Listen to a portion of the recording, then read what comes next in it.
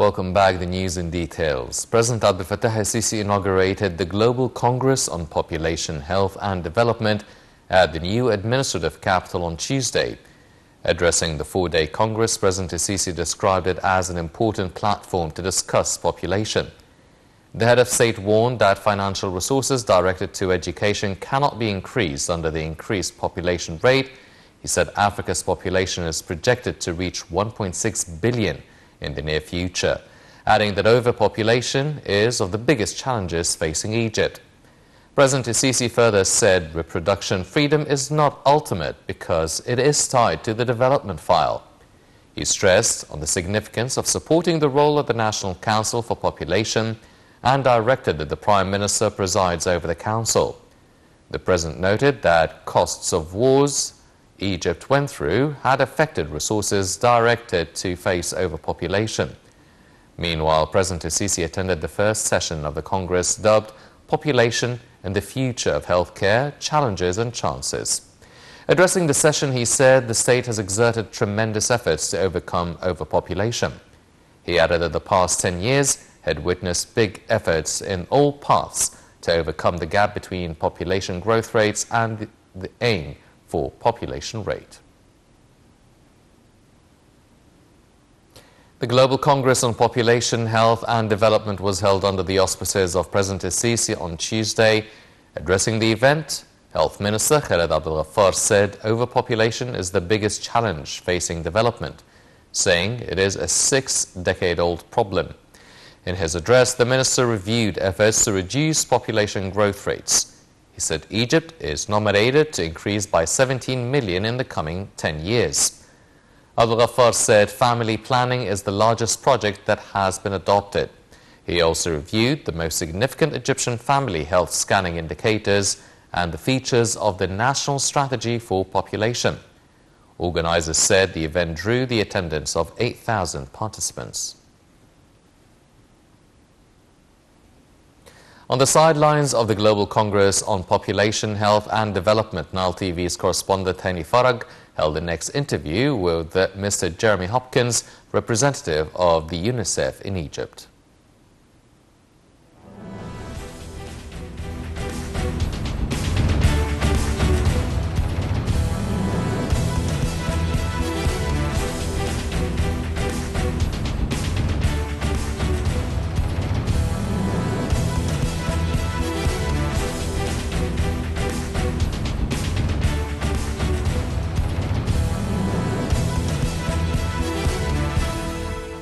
So we have now the pleasure to have with us on Nile TV International Mr. Jeremy Hopkins. He is a representative of UNICEF here in Egypt. It's a pleasure, sir, and honored to have you on Nile TV International. It's a pleasure for me too. Thanks a lot for this interview. And my first question about the aims that you are seeing here behind this conference and what you can tell us about the achievements after the holding of this Congress.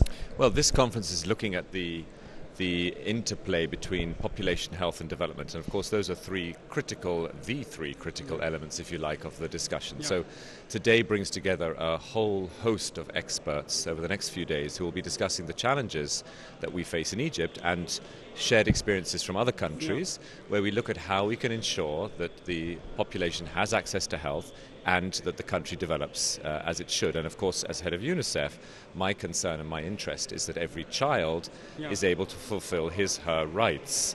And every child has the right to thrive and survive and be protected.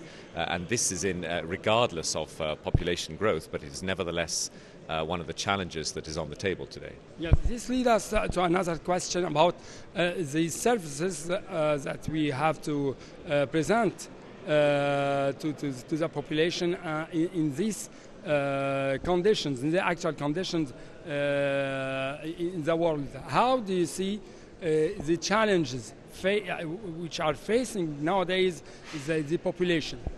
Well, the challenges are enormous. I mean, every country faces challenges, and of course we're here in Egypt. So when a child is born, the child has the right to a healthy start in life. Then we need to make sure the child has the right early childhood care. Yeah. We make sure that child has the right fulfills his or her right to go to school, Yeah. Receive an education, learning, and then eventually is ready as a young person to enter the job market. So these are a whole series of challenges which the government has taken on very admirably through a vast number of programs. And of course UNICEF is there working with the Ministry of Health, the Ministry of Social Solidarity, Ministry of Justice, Ministry of Sports and Youth, Ministry of Education, to ensure that the national systems are strong enough and resilient enough to cope with the growing demand presented by the population growth. So you are remarking that there is an expansion of services here in Egypt in order to meet the needs of population. There is, of course, an expansion of services, and I think the government is at pains to show that the government is trying its best to increase the supply of services to meet the growing demand. Yeah. How do you see this imbalance, not balance between the growth or population growth, overpopulation rather, growth and the economic growth? You know, the way we see the population growth as an opportunity, not as a threat. It's an opportunity. How? It's an opportunity because we have the richness of a country is its people. So we have an extraordinarily rich heritage and an exciting set of opportunities ahead of us with a young population. Yeah. We need to make sure we take advantage of that and that we invest correctly to make sure that those children can indeed achieve their rights. Yeah. How we can invest in the human capital, in the human resources from your point of view? Well, I would like to see always consistently growing investment in the health and education systems in Egypt, and this is something that we are in constant dialogue with the government on. If we can invest in the early years, we can ensure that children enter adulthood ready to face the demands that are placed upon them. So, Mr. Jeremy Hopkins, thanks a lot for this interview. Thanks a lot. Thank you very much.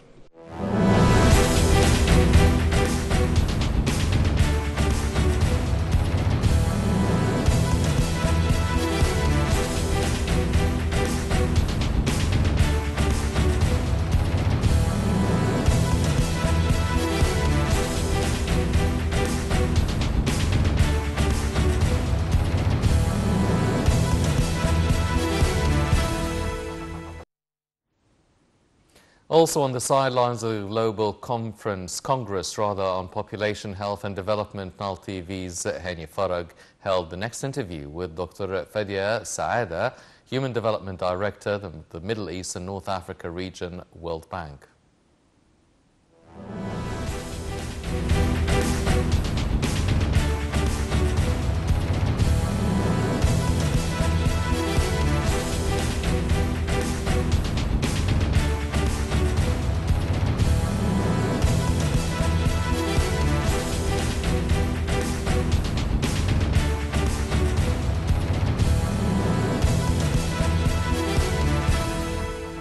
So we have now the pleasure and the honor to have with us on Nile TV International Dr. Fadia Saada. Pleasure to have you on Nile TV International.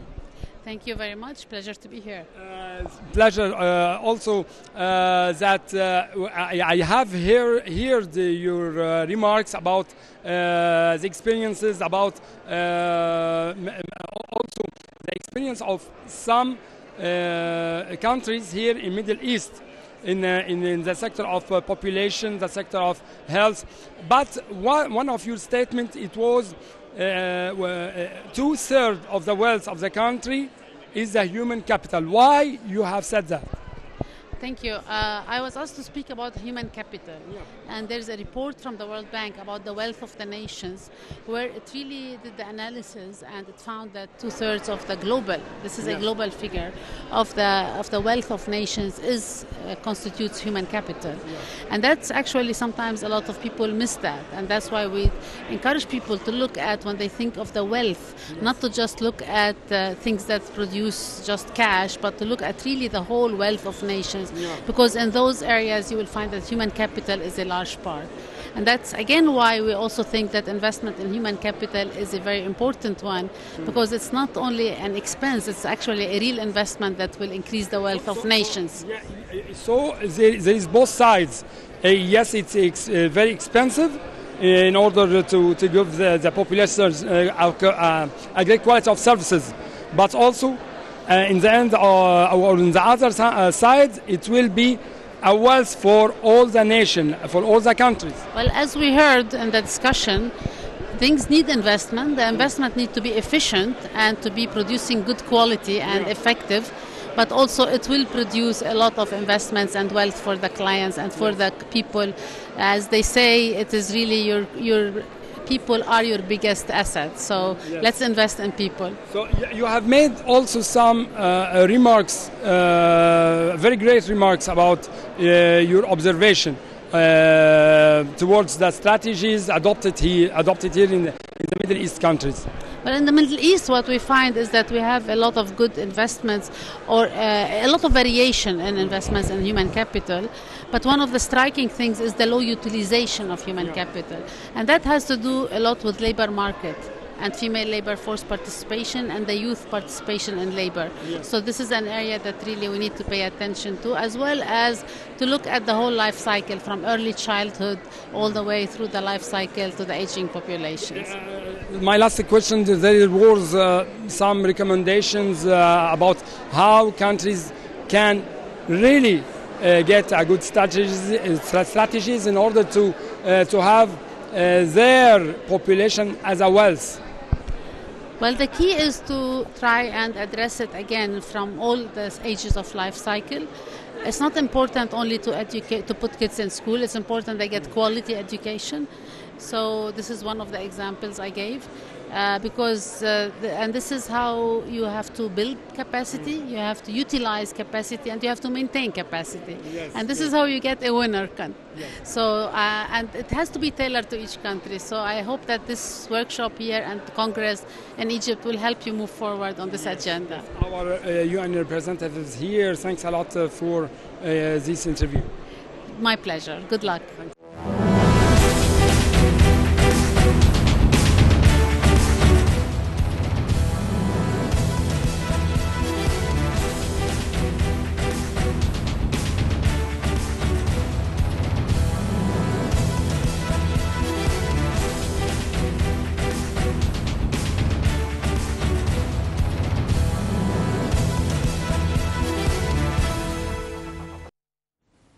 Thank you, Hani. And during his participation in the Africa Climate Summit in Kenya, on behalf of President Abdel Fattah el-Sisi, Prime Minister Mustafa Madbouli gave a speech at the International Climate Agenda session. Addressing the session, Madbouli stressed on the necessity of providing necessary funding to face the repercussions of global climate changes, which need reconsidering current funding and reviewing the criteria of the flow of investments into Africa. This is in addition to putting a mechanism to using debts and transform them to climate funding. The Prime Minister underscored the necessity of commitment by the developed countries to meet their vows of providing $100 billion annually to climate financing and the necessity of boosting multilateral system based on equality and considering conditions of each country. The National Dialogue continued the second session of the sixth week of the dialogue on Tuesday. The Economic Access Committee held a number of sessions to discuss the files of high prices and means of facing this phenomenon to ease the burden on the citizens, in addition to alternatives to decrease the public debt and increase the benefit of local and international debts. In addition to industrial aims and MAP on the short and long run, and also discussing current and struggling industries. The National Dialogue is due to wrap up the sixth week sessions with the discussions of social access committees next Thursday on cultural industries, youth political empowerment, support of students' unions and activities. Foreign Minister Sameh Shukri held talks with his Japanese counterpart Yoshimasa Hayashi in Cairo on Tuesday, which tackled means of boosting bilateral relations in various domains, in addition to a number of regional and international issues of mutual concern.